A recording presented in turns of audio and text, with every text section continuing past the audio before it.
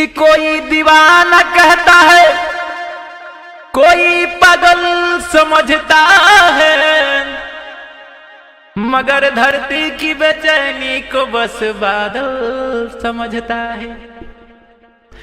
कि मैं तुमसे दूर कैसा हूं, तुम मुझसे दूर कैसी है, ये मेरा दिल तो कहता है कि ये मेरा दिल समझता है। हाँ, देखिए भक्त और भगवान के बीच में क्या प्रेम होता है। कवि कहता है, क्या कहता है शंकर जी?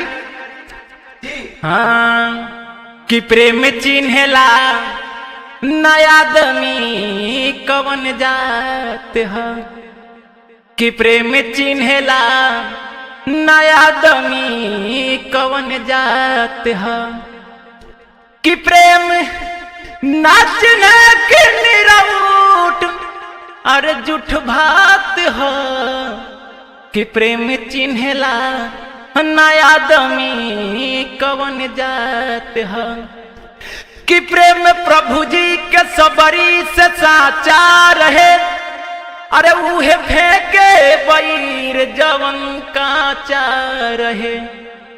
प्रेम प्रभु जी के सबरी से साचा रहे, उहे फेंके बैर जवन काचा रहे।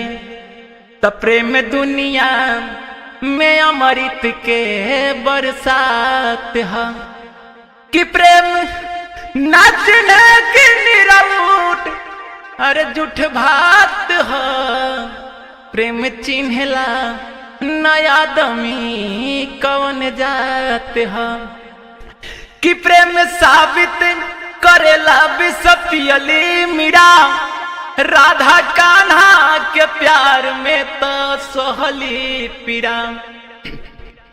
प्रेम साबित करेला बिसपियली मीरा, राधा कान्हा के प्यार में तो सोहली पीरा।